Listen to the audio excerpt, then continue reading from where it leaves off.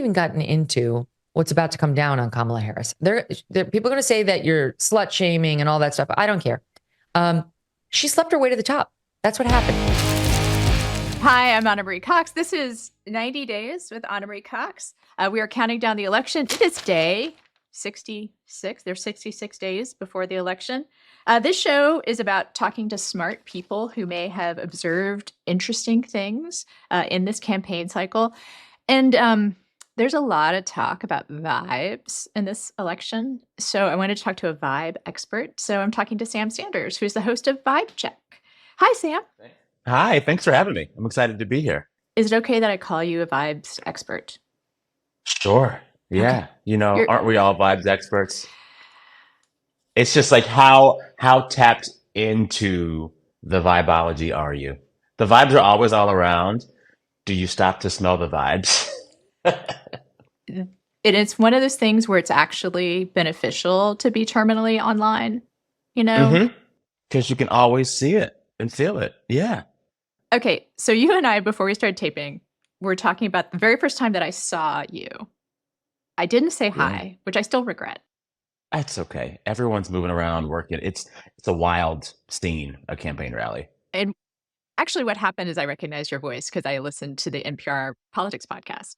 So I didn't actually know who you were or what you looked like, but you were doing like a call in to NPR and I was like, It me. there's Yeah. Sam Sanders. Yeah. But we were at Ted Cruz's last campaign event Indianapolis. Yeah. when he dropped out.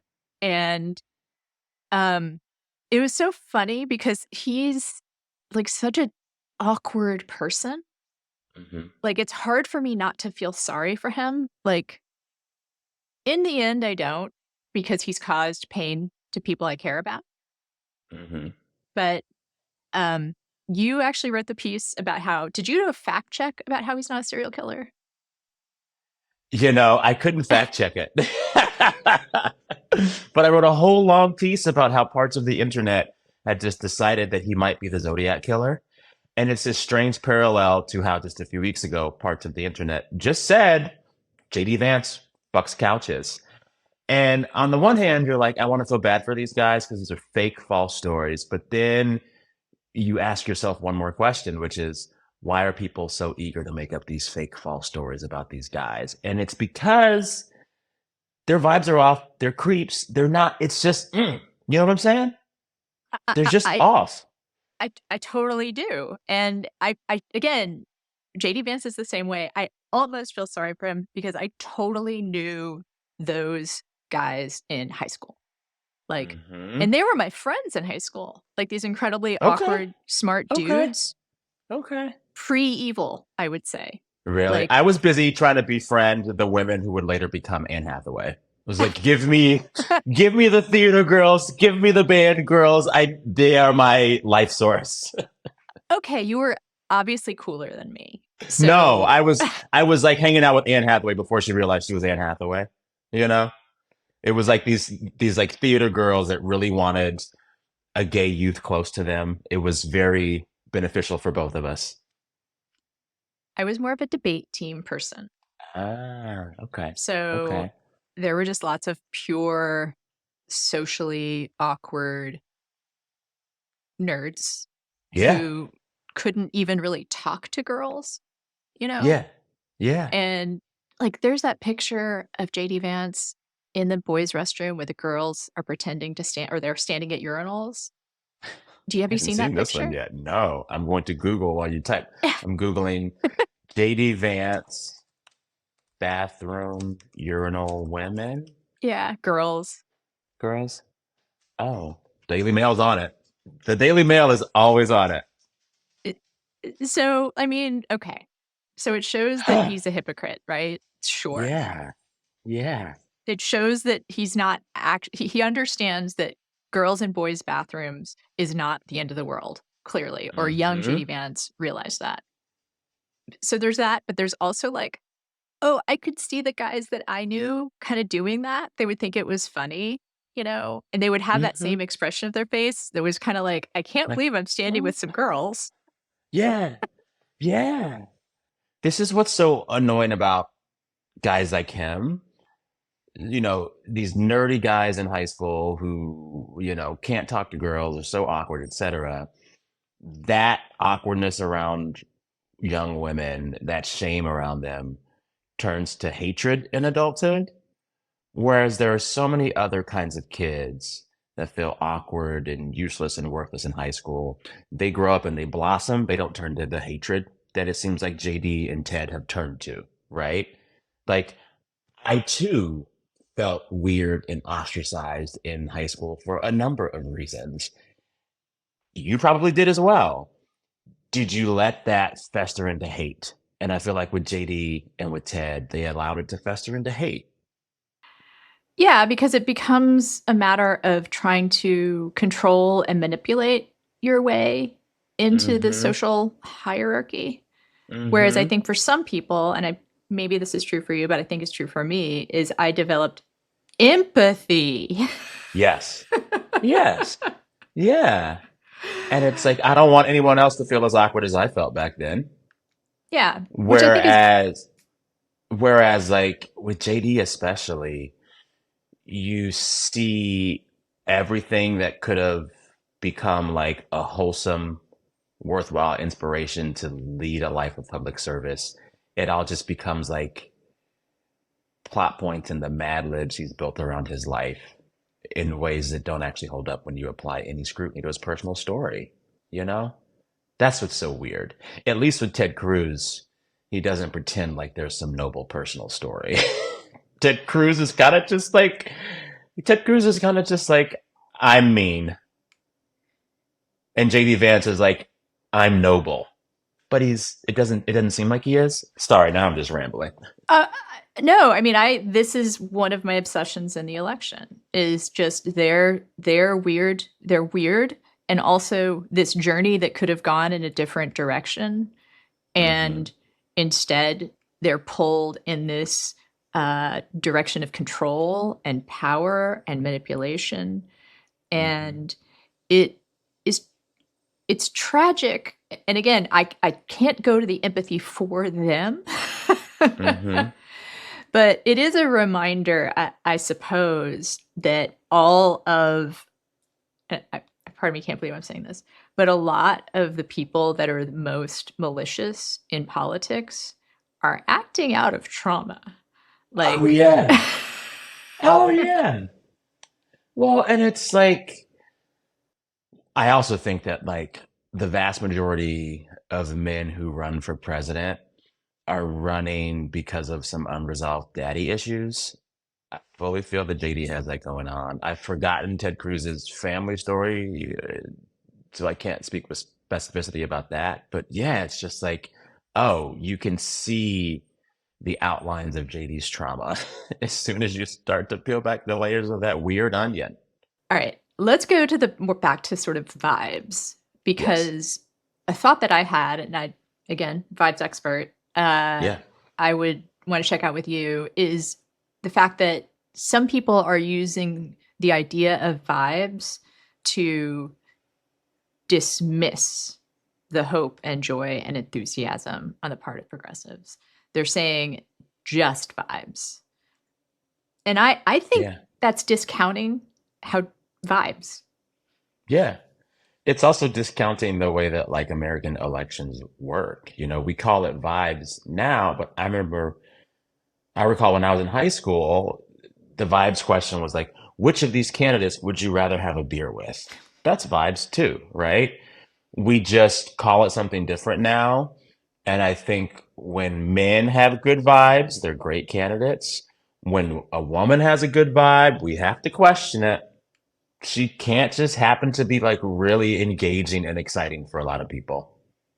If a man were this exciting for so many voters, if a man had poll numbers shift this quickly in just a few weeks, if a man had a convention as wonderfully executed as Kamala Harris is, all we'd be saying, this political chattering class, is, damn, that was great. You know what I'm saying? And I think that we can have actual honest questions about policy and where that stands. And that's always a valid question, especially for Democrats, because I think more than Republicans the last few cycles, they do shift. They do shift. So let's talk about that. But let's not act like Kamala is the first person to capitalize on good vibes and good energy. That's how you win an election. What was hope and change Thank you. besides good What was hope vibes? and change? What was everything George W. Bush did? Everything he did was just like, I'm a cool guy to be around. You know? Yeah, I definitely know. And I also know that it was considered super important when we were talking about Biden, right? Mm-hmm. Like the lack of Mm-hmm. enthusiasm for Biden was considered something that it was could decide the election. And it, Yeah. to be fair, but yeah, like the Yeah. lack of hope enthusiasm would decide it. So we're spending a lot of time on politics and time about vibes in politics. And I All good. mentioned first time I met you or saw you was Yeah. because I recognized your voice from the NPR Politics podcast. Do you miss covering politics? I I miss it when I'm watching some political reporter do an interview or hearing them do an interview, and I'll say to myself, I would have asked this follow-up question. I would have asked X and not Y. That rarely happens because politicians increasingly know how to just like dodge a real answer in any and every way. But yeah, I don't miss it a lot. I don't miss the way that they're covered. I remember just being amazed by the inefficiency of how a presidential campaign is covered. You send 20 people following these candidates across the country where they give the same speech multiple times a day. They usually won't talk to you directly, so you're just waiting until they slip up. But you know that even once you get your story, it will already have been filed by 3 other reporters who just have to blog it. And you finish the campaign cycle with such tunnel vision because you've been in this vortex of political candidates and chasing them for months. At the end of it, you can't see straight. I remember realizing my coverage of the campaign, by the end of it, it didn't make me a better informed and well-rounded citizen. It made me a strange obsessive who was actually out of touch with most of the country because I had spent so much time in this weird bubble, you know? It it also it encouraged it's literally like groupthink. Yes. It Yes. literally means that you never talk to anyone. You spend a lot of time talking to people who are, you know, doused in the same opinions. Mm-hmm. And to get back to like the election night and our experiences in the newsrooms that we were in, and you and I were talking about the importance of having people with diverse viewpoints in those Mm-hmm. newsrooms. And I was Yeah. lucky enough to be at MTV, which had a really diverse newsroom, a lot of young people, a lot of queer people, a lot of black and brown people, and how the muckety mucks had planned election night coverage around the assumption of a Trump victory, or sorry, around the assumption of a Clinton victory. Yeah. And I was there with my kind of co-anchor, Jamel Smith, and we had to be the ones to be like, It might be y'all, different. Yeah. we Something's need afoot. we need a backup plan for this. Like Mm-hmm. we need Yeah. we need a way to deal with something that is probably a lot more likely than you realize because you have underestimated the level of fear and hate and racism in the American Yeah. public. Well, and I remember having a conversation with colleagues after Trump won. I think the next day in the newsroom, I was talking to an editor of mine, and I said, one of the hardest parts is knowing that, like, a lot of these really nice white people I interviewed at various rallies were lying to me. They were lying to me. And my editor, a white woman, I saw her with like she looked, she was taken aback. She was like, "Damn!" And then she was like near tears. And I'm like, "I'm happy we're having this conversation now. Could we have had it 6 months ago? Could we have had it 6 months ago?" This idea that covering elections the same way would capture the energy around such a new and different kind of candidate. We just didn't know what we were doing or in for. And talking to the people who go to political rallies, it's not talking to the country. and only covering the speeches that candidates give at these events is not a holistic and comprehensive coverage. Yeah. And so we're going to have to shift to whether or not we're repeating those mistakes. What do you think?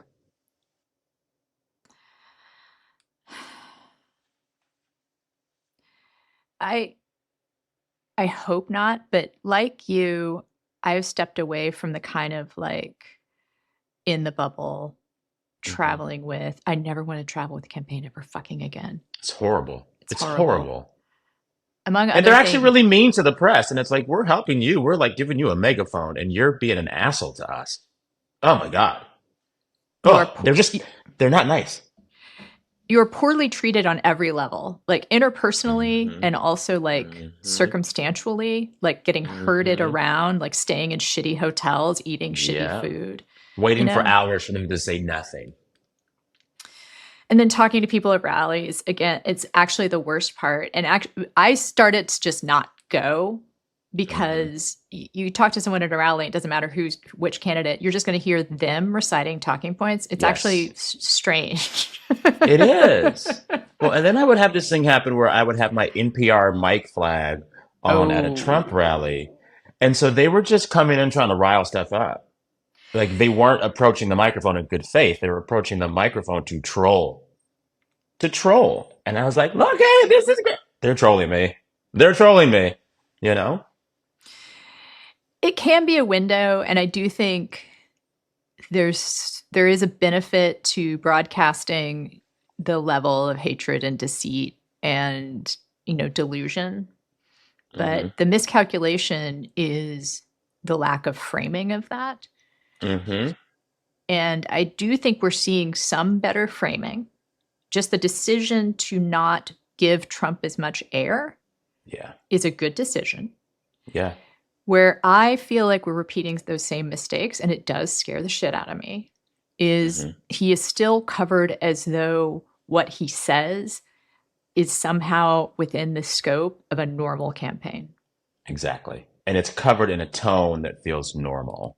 Like I'll listen to newscasts in the morning and they're like, in this news and that news. And then with the same dulcet tone, they'll be like, and today Donald Trump said Kamala's not black. Or today Donald Trump said, if you vote for him this time, you'll never have to vote again. And even the act of delivering it in that serious journalist news voice feels like a misservice. Something happened recently that just enraged disservice. me. I'm sorry. Oh, I said misservice. Disservice. Oh, it's early. Yeah. And something happened recently that really enraged me, which is that he re-skeeted or retruthed or whatever the fuck, retweeted. Who knows what, social media, amplified on social media, someone saying something about, I'm trying to figure out how I would put it, sexual innuendo about Kamala Harris, untrue, not funny, not, to say it is to defame her. Yeah. And the New York Times quoted it and said, he's once again pushing the boundaries of political norms.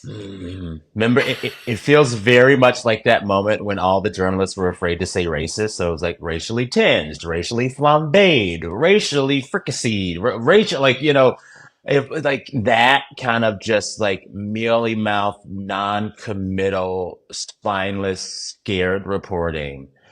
I hate it because take away the race, gender, class issues around it all.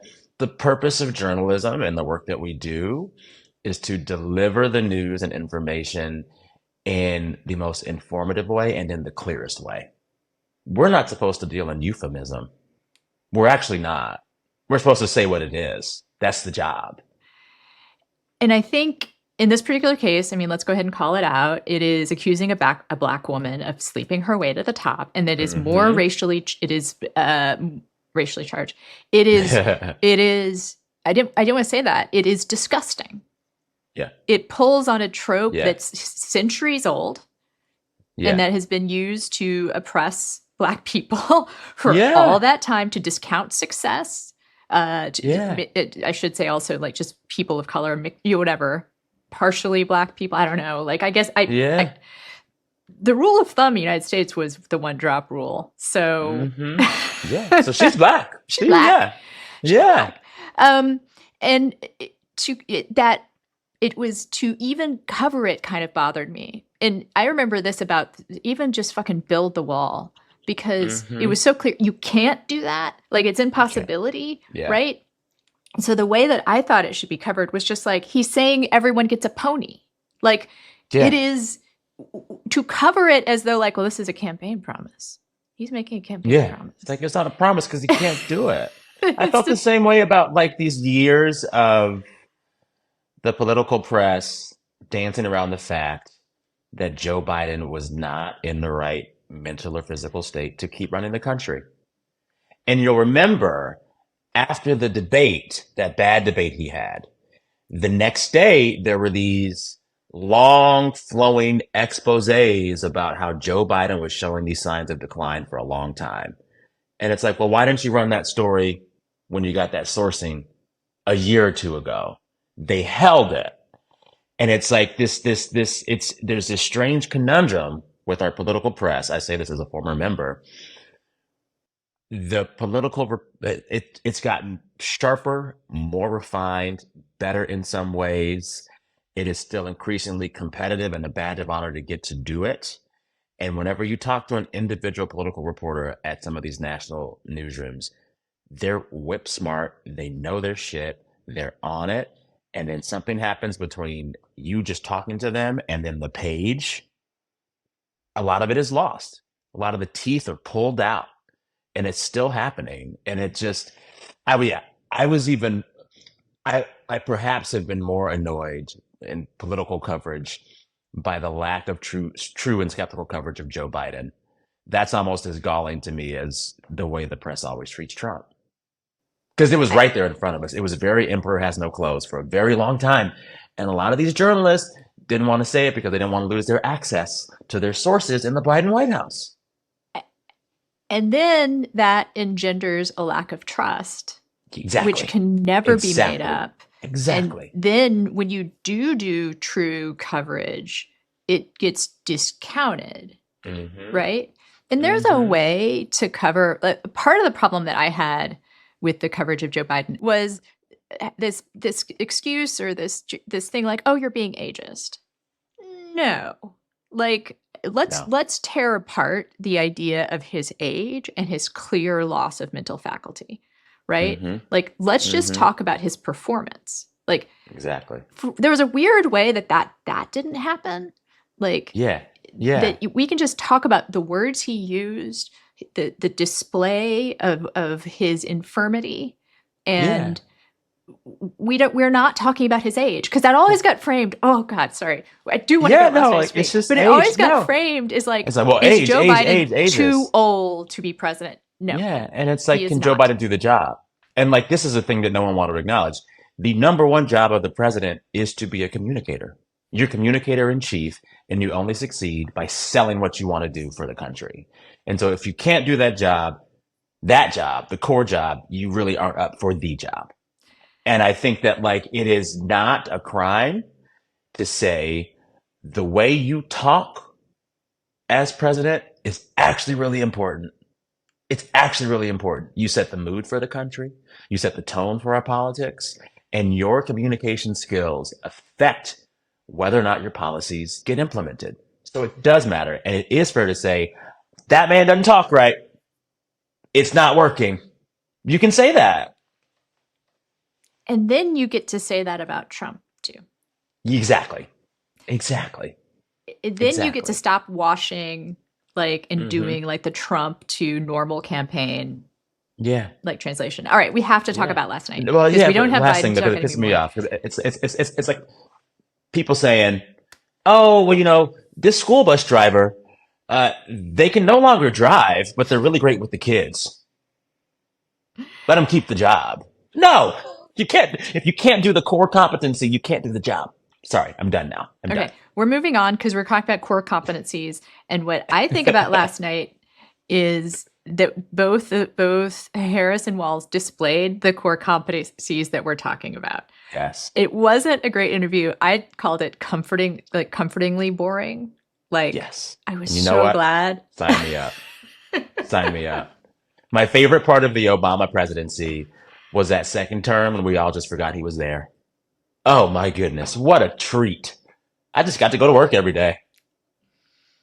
I Yeah. wasn't checking my phone first thing in the morning to see what the president tweeted. And there has been some discussion about like the way that they responded to some of the I can't even call it gotchas. I can't even call it like where they misrepresenting like Kamala getting caught whether or not she flipped on fracking. Like I'm like that It's is like, such a of course she did. You normal can like see it. question. Yeah. Yeah. And she answered it like a normal politician.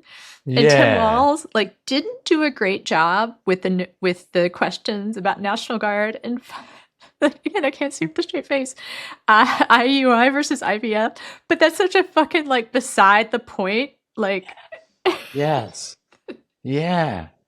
And it's just like, it was just a joy to see people who had like adequately prepared for the conversation, knew in advance how to say something to respond to these obvious questions, and didn't insult any person or ethnic group or marginalized identity in the process.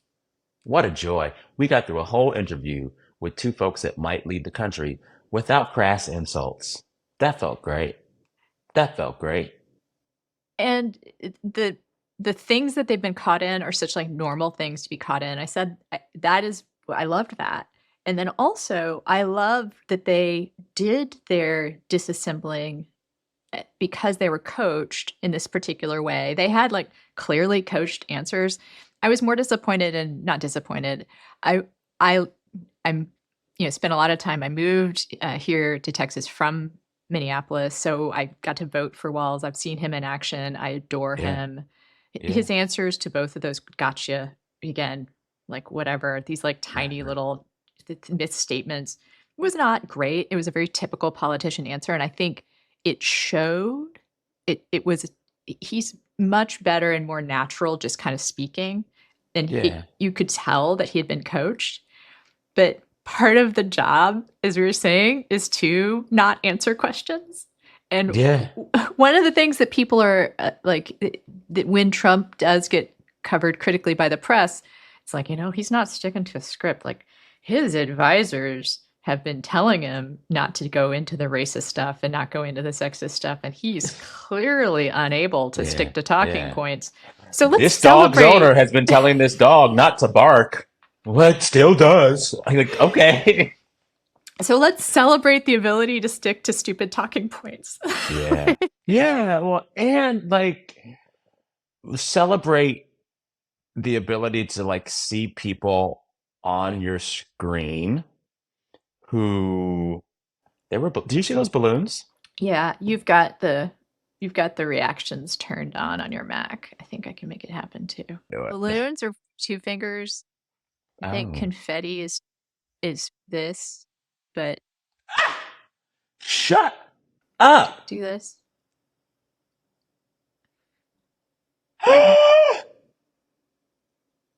Yeah.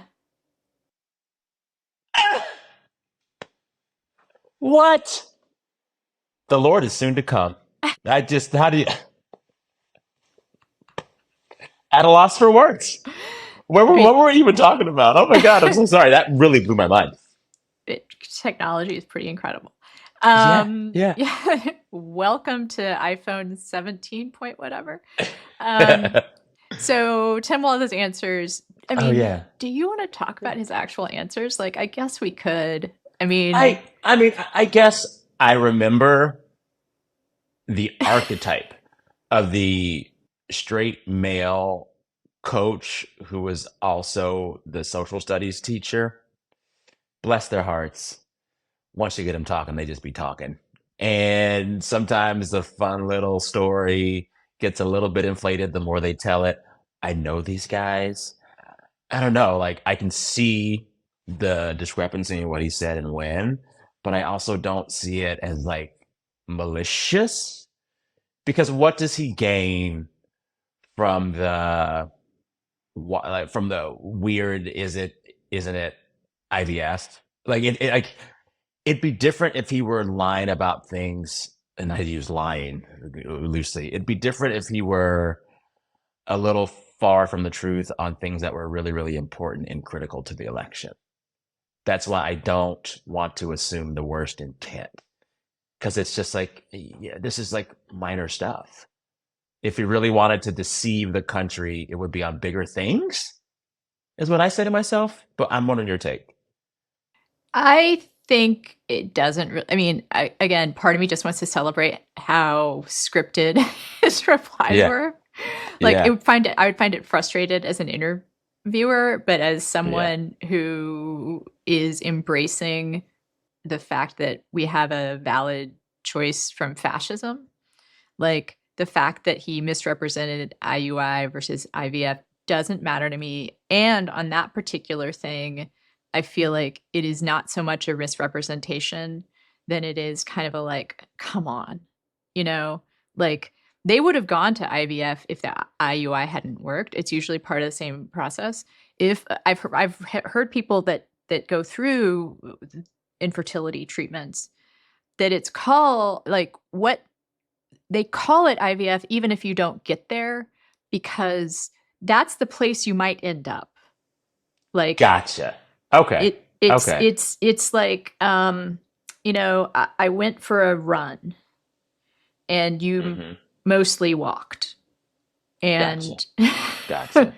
Gotcha. and I mean, and the difference is he did, and I will say this, the part that you could say is something he did for political expediency is to say to America and people who have had infertility treatments, I see you because we had IVF too. The people I talk to about this, granted, a lot of them are people who are excited to vote for that ticket. I haven't talked to someone Hmm. who, Hmm. um, is critical of the ticket. They might have a political reason to make that fine distinction. I Hmm. did hear someone, a conservative commentator, say, "Well, IUI is also bad." Okay. Try to win an election with that. you know, like Yeah. yes, he made a distinction. Yes, he lied about it, but IUI also has destruction of fetuses, as part of it. Yeah. So uh, Yeah. that might be the thing they ban next. Like It sure might. Yeah. it, I it can't help. Yeah. Oh, go ahead. I just again, and also like the National Guard thing is like the important thing is that he's open about having left. Well, it's not even he's open. Like he says when he left, and he knows that Yeah. that doesn't include fighting, Yeah. in Yeah. active they shoot at you service. And the Mhm. other thing he said is that he said he's carried weapons of war, and that he did. Yeah. He They didn't train him with shoot those them. guns. He didn't Yeah. But shoot he them had them. at Yeah. anybody. He didn't get shot at, but But he carried them. And he knows more about them than I do. It's also like for me, it's like, all right, so if we are looking at those misrepresentations, how does that compare to the latest misrepresentations on the other side? And if I recall correctly, Donald Trump is in a fight with the Arlington National Cemetery over whether his team was trying to take unauthorized photos of deceased service members. And now they're denying that they got into a physical altercation with a staffer at the Arlington National Cemetery. I am more concerned about that discrepancy in story. I am. and Trump's consistent demeaning of people who do get shot at, Oh, God. people who do become injured or let's say captured. Yeah. Uh, Everyone who was shot or captured is a fool unless it's Donald Trump who almost gets shot. like I wonder if you got Trump in the right circumstance and said to him, Tim Walz was in the National Guard but never got shot at, Trump would be like, smart. Exactly. Exactly. Well, and this is the thing. It's like at his core, he would tell you the things that he respects about their strategy because he knows he gave money to Kamala Harris years ago to one of her campaigns. He spoke highly of Barack Obama before he did it. It's like as much as he tries to hate everyone who is in competition with him, there's a moment in his history where he respected the hustle. There just is. So let's return back to a question I don't think we answered, and maybe that's because it's a scary thing to Okay. contemplate, which is the media making the same mistakes now that they did in 2016?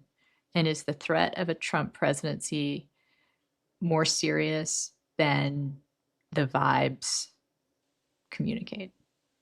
I think for me, the bigger question is, do the mistakes that the media keeps making, do they matter as much now than they did in 2016? And I think they matter less. I think the entire thrust of the energy of the internet on our smartphones has shifted to short form video, particularly for everyone under 35. And I saw it especially in stark relief when Palestine became an issue. The way young people were informed, the way they organized, the way they shared information was through video, through short form video on platforms like TikTok. And it was either completely divorced from places like New York Times, or it was calling them out. And I think that even now, watching Kamala Harris really embody this like brat summer, brat election vibes, memes, Kamala HQ, they know that. They know that. Kamala having a brat summer with Charlie XCX means 10 times as much as whatever she said in her interview last night. And they're not dumb. And so I think, sure, the national political press might be making similar mistakes, but I think they don't have the chokehold on the conversation that they had 8 years ago. And I think, especially on the right, none of them are looking to those mainstream news orgs for any information. Their information comes from some corners of the dark web that we can't touch. And it's not a factor for them.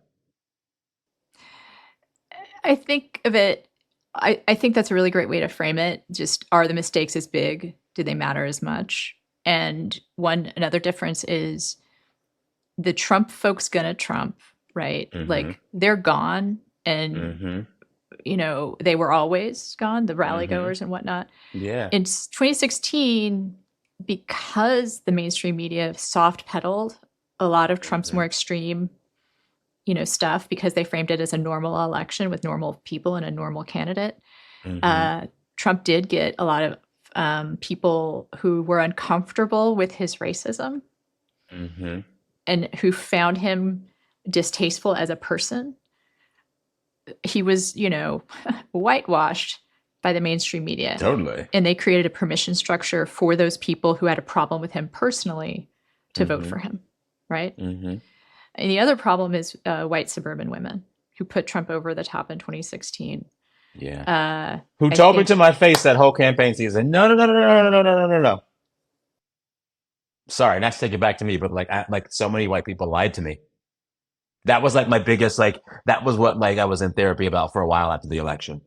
It's like, oh shit, these white folks were lying to me. I remember I had to fly to a conference the day after the election, and walking through the airport, it was in Chicago.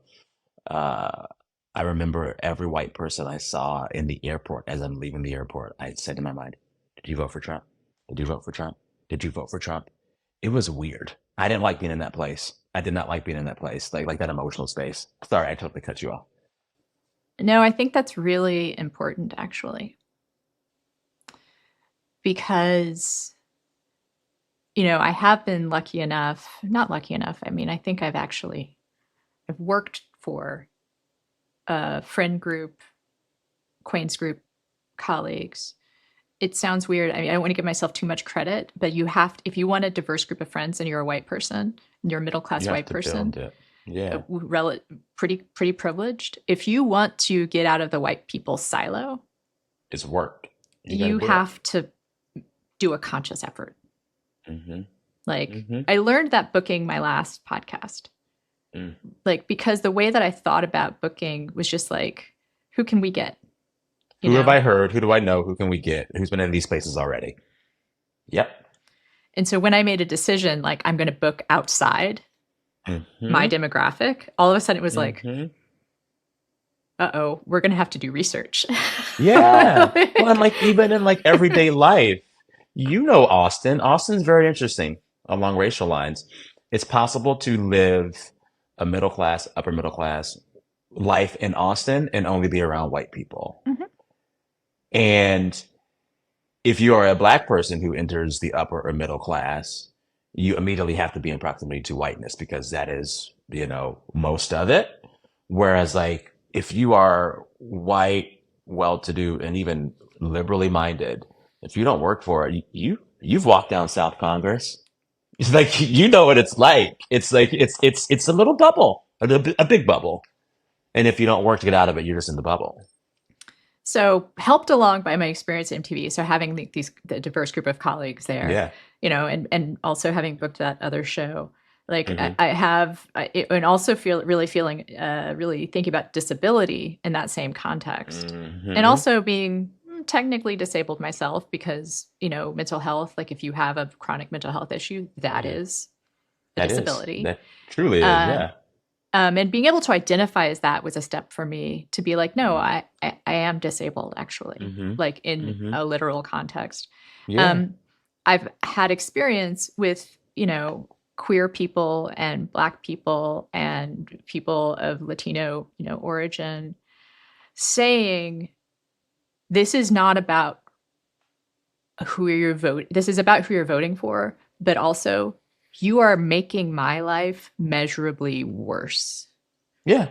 You are putting my life in danger. Yeah. You are causing me trauma Yeah. if you don't support the candidate, even if the least worst candidate, right? Hmm. Yeah. Like, my friend Parker, who's been on the show, like something she says all the time is like, if you don't care, if you don't work for trans rights to be an issue that we talk about and that we They'll support be trans taken away. people, They'll take be it away. taken away. You're taken away, and you've put my life, personally, me, Parker In Malloy, danger. it, Yeah. Well, and and it's like the data is so clear on these trans issues. They don't even have to pass the anti-trans bills. If you have enough news coverage of the proposed bill, there's an uptick in aggression against trans youth in those neighborhoods. and so if you don't, I mean, what I observe in you talking about the trauma of all those white folks lying to you, I mean, it does seem like trauma that you had to Yeah, go we can call it through. that. You went to I therapy very for much it. had to be like, all right, I want to like not come out of this election cycle second guessing my neighbors and second guessing strangers and being paranoid about all of that. I definitely had to do some work on it. It was just like, this is not a good place to be. Yeah, so I mean, sorry if that overstates it, but I guess the No, it's point okay. the thing I got out of you saying that was reminded me of how privileged white people need to think about the personal cost to Yes. others. It's personal. Yeah. Well, yeah. And even if, I am solidly middle class and feel financially stable, and I think I'll be employed if I want to be employed. I am a queer person who lives in the heart of LA, which is a great place to be queer. But even if none of the things that Trump proposed would like materially affect me, they would affect the way I move through the world. And I remember right after the election of Donald Trump, hearing all of these stories about young kids going to school in MAGA hats and like bullying the brown kids. And I remember worrying myself here in California. Well, are there some places where if I went, I might be taunted or spoken to weirdly just because I'm black or just because I'm gay? I avoided certain parts of Orange County for a while. Even before years ago, I still would not hold a partner's hand in certain neighborhoods of Los Angeles. And so like if that's my reality on a good day, Trump and the emotional tone that he set for the country makes it worse. And I'm a very, very, very, very, very privileged Black person, a privileged queer person, you know? And so, like, it's not even just like, will this law take away this group's rights? It's, does the tenor and tone that the president set, does it make the places that we live in and move through, does it make them more inhospitable to us? And that is something that gives you like this long-term slow burn trauma, you know? So we should probably wrap up with final thoughts, but I want to point out that one thing that I love about having left even something even resembling, traditional journalism is that Yeah. I get to say right now what I hope that people who are listening to this get out of this conversation is the importance of not just voting. Yeah. It, Yeah. the importance of making changes in your everyday life. Mm-hmm. It's not even just Mm-hmm. activism, right? Yeah. Yeah. It's doing the work to expand yourself outside of your silo. Mm-hmm. If you're white, if you're a privileged white person, let's say, privileged straight white person, it's doing the work even if the election doesn't go your way. Mm-hmm. And That there yeah. is a lot of personal responsibility beyond just casting a vote. Well, yeah. My dear friend and mentor Audie Cornish says that like in terms of like being a good citizen, being a quote unquote good American, voting's just the first step. Voting's just the price of entry. And then you have to think about, how am I being a good neighbor, a good member of my community? And it's like that is a work that we continue to do. And we can be doing it all day, every year, all the time. And like, this is what I also kind of hate about the place that our political industrial complex is at.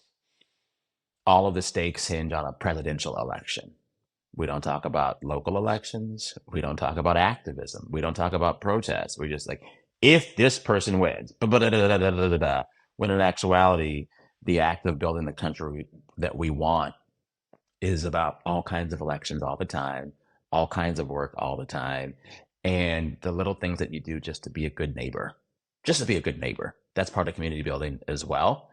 And so I don't know what changes that. I think that on the one hand, the continued diminishment of these national news organizations may break that chokehold of that kind of coverage.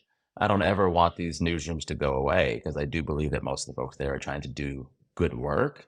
But I do think we're seeing that chokehold break. And maybe there's another way that we communicate about politics and citizenship and how to be a good member of our community. Maybe there's a new way that we get to communicate about that in this new moment of media flux. That's what I hope for. And I am not kidding at all when I say listening to Vibe Check would be helpful for those people who may not, who may want to get opinions outside their bubble. Like, Thank you. I mean, it's true. Just expanding the media you consume can be helpful for that. So, Oh, yeah. I've given you your plug. If you want to expand on that plug, feel free. All good. All good. I host a news and culture podcast called Vibe Check with two dear friends of mine, Saeed Jones and Zach Stafford. Zach is a producer working in Broadway and other things. Saeed is an award-winning poet and writer, but all three of us have journalism backgrounds. And so we talk about the culture as journalists, but also as friends. We have a very robust group chat. And as people who have had experiences, life experiences at this point now outside of journalism, which also really helps. We publish episodes every Wednesday. Come find us over there. We are always, shooting the shit and having fun. It's a nice hang, a fun chat. We're always laughing, but it's smart too. Yeah, it's not actually work, but it's a cool way to like not listen to just mainstream news. So, so that work is easy. Sam, thank you so much for stopping by. I really appreciate actually getting to talk to you and not just listen to you. This was a delight. I am a big fan. I've been reading you for a very long time, and I just admire your mind. So it's an honor to have been here. Thank you so much. I'm sorry I came in hot by calling Ted Cruz a bitch, but that's where I was at. We like hot. We love hot. We like hot. Yes, Yeah. yes. All right. And that is it for the show. This is a YouTube show, so you can like and subscribe and comment if that is where you are seeing me. It's also a podcast, and wherever you get your podcast, it is 66 days to the election, although the work doesn't end there. He suggested that you happened to turn black recently for political purposes, questioning a core part of your identity. Yeah. Any Same old tired playbook. Next question, please.